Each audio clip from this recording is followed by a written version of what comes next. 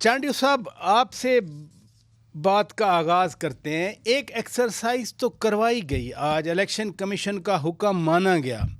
اچھا نہ ہوتا کہ آج آپ کے پارٹی ترجمان فیصل کریم خان کنڈی صاحب یہ نہ کہتے کہ یہ ایک اور سلیکشن ہوئی ہے, آپ لوگ جاتے گوہر خان کو ہار پہناتے, مبارک دیتے, وہ پارٹی کے چیئرمین بنے. میرا خیال ہے ایسا بھی ہو سکتا تھا اگر وہ صحیح معنی میں انتخاب پارٹی کے ہوتے اور جیت کر آتے اور باقاعدہ نامینیشن پبلک یا کارکنان کرتے یا پارٹی کرتی. یہ تو تھا نہیں. خان صاحب نے 2-3 نام دیے, وہی 2-3 ہو گئے.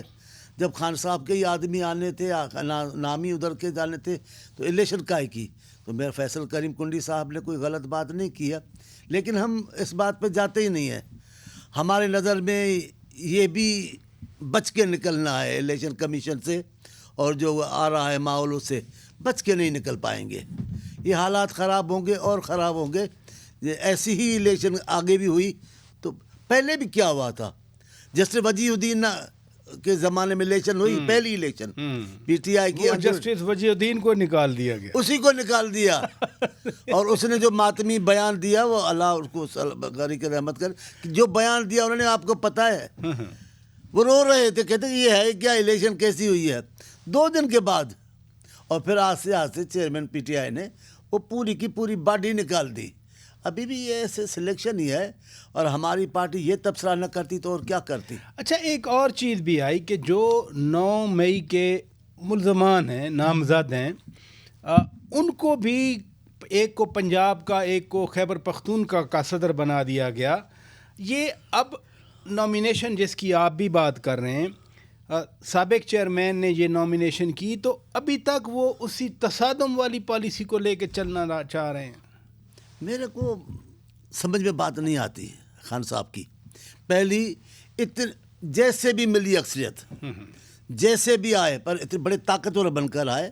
اور میں اس میں کہنے میں گھبراہٹ محسوس نہیں کرتا ہوں کہ لوگوں نے بڑی امیدیں وابستہ کی ہوئی تھی خان صاحب سے کہ خان صاحب آئیں گے, ترقی پسند سوچ کے لوگ ہیں, انہوں نے ساری عمر ایسے ہی گزاری ہے, آئیں گے کوئی تبدیلی لائیں گے. لیکن بدقسمتی سے وہ ہوا نہیں. آئے اور آتے ہی بچکانہ باتیں کی. وہ گاڑیاں بیچی, بھینسیں بیچی, کٹے بیچے کہ یہ ٹیکس پورے کر گے. اب کہاں ہے پاکستان جیسا ایٹمی ملک, کہاں بھینسیں کٹے بیچ کر ہم اس کی معیشت کھڑی کر رہے تھے. تو مرغی پالنے والی سکیم, انڈا ایک مرغی پالیں گے یار, کچھ سمجھ میں آتی ہے.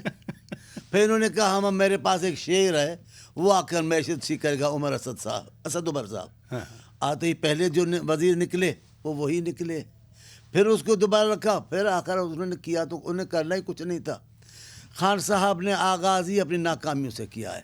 میں آپ کو ایک خاص بات بتاتا ہوں. اگر خان صاحب سیاست سے کام لیتے, سیاستدان ہوتے, تو پہلی اسمبلی, پہلی جو خطاب ہے میرے چیئرمین بلاول صاحب کا اور شہباز شریف کا, وہ ان کے لیے بہت بڑی ملک دولت تھی. اس کی بنیاد پہ آگے چل سکتے تھے, لیکن انہوں نے آگے جانا ہی نہیں تھا.